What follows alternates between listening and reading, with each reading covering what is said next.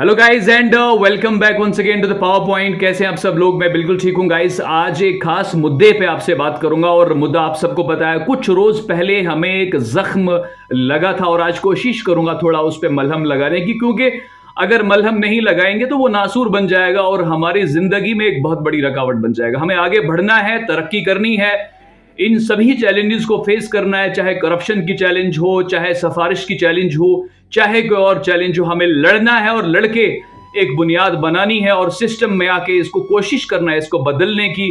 System में चाहे हमें सियासत के एतबार से आना पड़े, एडमिनिस्ट्रेशन के एतबार से आना पड़े, वो हम एक हूं या दो हूं।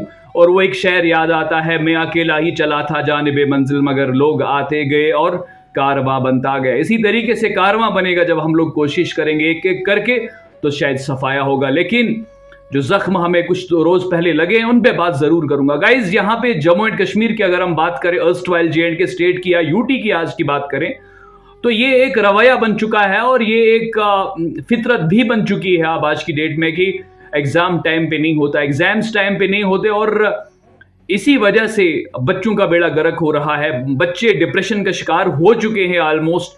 और ना खुदा ही मिला ना विसाले सनम, ना इधर के रहे ना उधर के रहे, अब ऐसी कुछ हालात बन चुके हैं हमारे भी।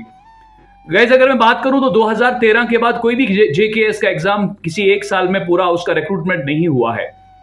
होता है ना, केएस का एक बैच हर साल में निकलता है, एक निकलता था पहले और वो लोग आते थे सिस्टम में कैरी करते थे, लेकिन अब ऐसा नहीं है गाइज। अब एक एग्जाम को होने के लिए नियर अबाउट 3 से 4 साल लग रहे हैं।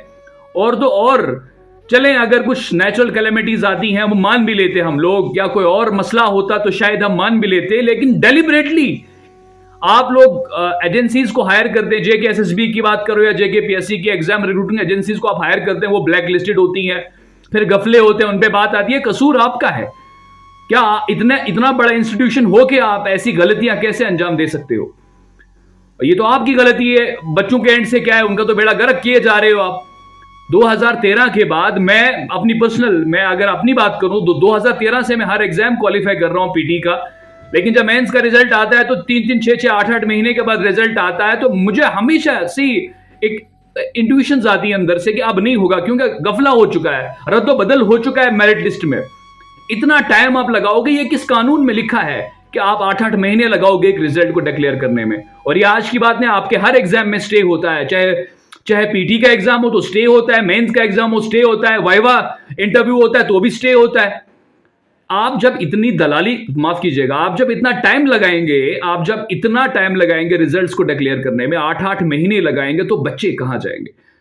गाइस 2014 की बात करूं केएस की, तो उस टाइम पे पहले रिजल्ट आउट होता है पीटी का, उसके बाद से 15 दिन के बाद स्टे होता है, उसके बाद से फिर से मेंस के फॉर्म की डेट निकलती है, उसके बाद फिर से स्टे होता है, फिर फ्लड्स आते हैं, फिर बेड़ा गर्क हो जाता है, फिर 3-4 साल लग जाते हैं। उसके बाद से मुश्किल से मेंस की डेट आती है, मेंस भी 2 बार 3 बार क्रैश होता है, और उसके बाद से मेंस कैरी होता है। उसके बाद से 2100 बच्चा और एंट्री मारता है, 2100 बच्चा जो बाद में आता है, और उसमें से 277 वैकेंसीज में से 90% जो वैकेंसीज हुआ वो ली है उन 2100 बच्चों ने जो बाद में एंड पे आए थे, जिनको पढ़ने के लिए सिर्फ 1 महीना मिला था। और एक सवाल ये निशान है, जो बच्चे 4-4, 5-5 साल से पढ़ रहे थे, उनको लात मार दी गई थी, डिजिटल इवैल्यूएशन हुई थी, स्केलिंग हुई थी। ये सब ये कारनामे कहां से अंजाम दे रहे हो आप लोग? ये कहां से लाते हो आप चीज? जो आपको मन में आए आप वही करोगे। ये दलालियां नहीं तो और क्या है?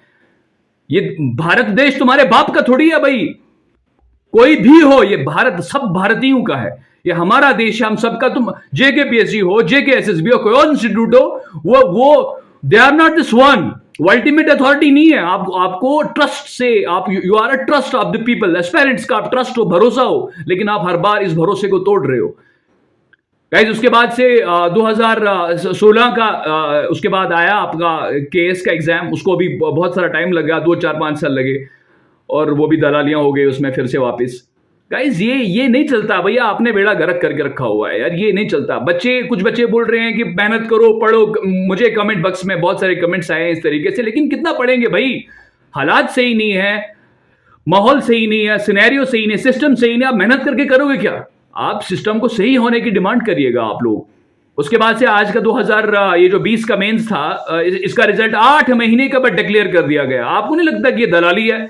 ये गलत किया इन लोगों ने। आपको नहीं लगता इस चीज के बारे में आप आवाज नहीं उठा सकते हो कि ठीक है भाई इस बार हुआ, कम से कम आइंदा भी आपका एग्जाम टाइम पे हो, आपके रिजल्ट्स डिक्लेयर टाइम पे हो, जितनी लिस्ट आपके वहां पे कबट में रहेगी, आपकी अलमीरा में रहेगी, रद्द बदल आएगा। इंसान का जहन खुराफाती होता है, कभी पैसे की लालच आती है, कभी किस चीज की लालच आती है, कभी जमीन की लालच आती है, कभी गाड़ियों की लालच आती है, कभी BMW की लालच आती है।